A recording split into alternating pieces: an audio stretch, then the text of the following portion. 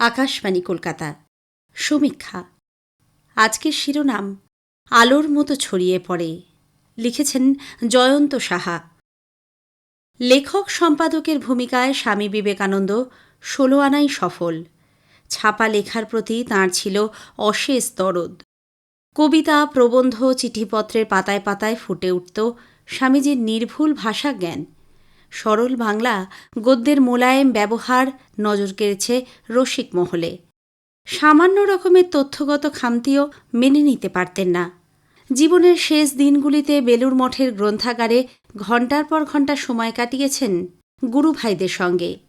গল্পের ছলে পৌঁছে যেতেন কঠিন সত্যের কাছাকাছি।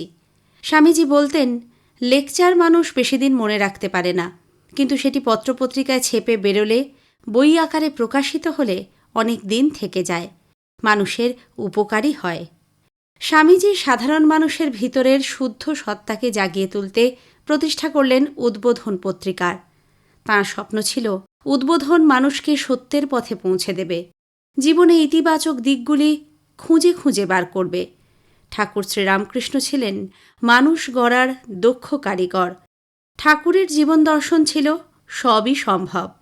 স্বামীজি সেই আদর্শকে সামনে রেখেই উদ্বোধন পত্রিকা প্রকাশে উদ্যোগী হন। উদ্বোধনের প্রথম সংখ্যা প্রকাশিত হয় ১৪ জানুয়ারি ১৮৯৯, বাংলার ১ মাঘ ১৩০৫। উদ্বোধনের আগে স্বামীজি আরও ২টি পত্রিকার সম্পাদনা ও প্রকাশের সঙ্গে নিবিড়ভাবে জড়িয়েছিলেন। একটি ব্রহ্মবাদিন, অন্যটি প্রবুদ্ধ ভারত। মাদ্রাজ থেকে প্রকাশিত ব্রহ্মবাদিন বেশি দিন চলেনি। প্রবুদ্ধ ভারত পরবর্তীকালে মায়াবতী অদ্বৈত আশ্রম থেকে ছেপে বেরোত। উদ্বোধন পত্রিকায় বিষয় নির্বাচন, ভাষার ব্যবহার, ভ্রম সংশোধন সব ব্যাপারেই বিবেকানন্দ সজাগ দৃষ্টি রাখতেন। স্বামীজির শরীর ভালো যাচ্ছে না, কিন্তু কঠোর পরিশ্রম করতেন উদ্বোধনের জন্য। প্রথম সংখ্যার জন্য তিনি একটি প্রবন্ধ রচনা করেন।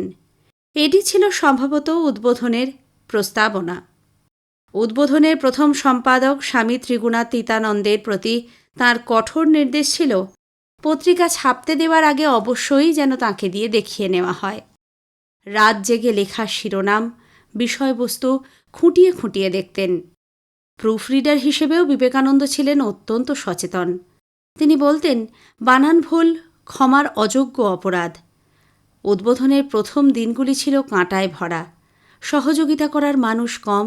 স্বামীজি কোনো সমালোচনাকেই গুরুত্ব দিতেন না, চলতেন নিজের মেজাজে। সেখানে সততা, নিঃস্বার্থপরতা, আদর্শ আলো হয়ে থাকত। উদ্বোধনের প্রথম বর্ষের ৫ম সংখ্যায় বিবেকানন্দের একটি লেখা ছাপা হয়েছিল, কিন্তু সেই ছাপা লেখাটিতে কয়েকটি বানান ভুল ছিল। স্বামীজি তো রেগে আগুন। কোনো অজুহাতেই তাঁর কাছে গ্রাহ্য হতো না। তিনি চাইতেন উদ্বোধন বাংলা ভাষা ব্যবহারে নতুন কিছু করে দেখাক। বলেছেন, ঘন ঘন ক্রীড়াপদের ব্যবহার ভাষার দম আটকে দেয়, বরং বিশেষণ দিয়ে ক্রীড়াপদের ব্যবহারগুলি কমিয়ে ফেলতে হবে। স্বামীজি বলতেন, উদ্বোধন ত্যাগ, বৈরাগ্য আর মানব কল্যাণের প্রতীক হয়ে উঠবে। সেরকম লেখাই ছাপা হবে যেখানে জীবে প্রেম প্রতিটি পাতায় জড়িয়ে থাকবে। উদ্বোধনের প্রথম বর্ষের ২য় সংখ্যায় স্বামীজি একটি কবিতা লেখেন। সখার প্রতি কবিতাটি ছিল স্বামীজির আত্মজীবনের টুকরো ছবি। নিবেদিতা বলেছেন, বিবেকানন্দের মনে কোনো ভাবনার জন্ম নিলে তা লিপিবদ্ধ করার জন্য উদ্গ্রীব থাকতেন। ১৮৯৮ সালে শ্রীনগরের ডাল লেকে স্বামীজির কালি দ্য মাদার কবিতাটি ভারতের স্বাধীনতা সংগ্রামে বিপ্লবীদেরও উদ্বুদ্ধ করেছিল। শ্রী অরবিন্দ, সুভাষচন্দ্র বিভিন্ন প্রসঙ্গে এই কবিতার উল্লেখ করেছেন। উদ্বোধনের প্রথম দিনগুলিতে ছিল অর্থের বড় অভাব। রাত জেগে শুকনো মুড়ি চিবিয়ে ধার দেনা করেও স্বামী ত্রিগুণাতীতানন্দজি স্বামীজির ভাবনাকে বাস্তবায়িত করেছেন। পত্রিকার ৪র্থ বর্ষের ৯ম সংখ্যায় স্বামীজির একটি প্রবন্ধ প্রকাশিত হয়।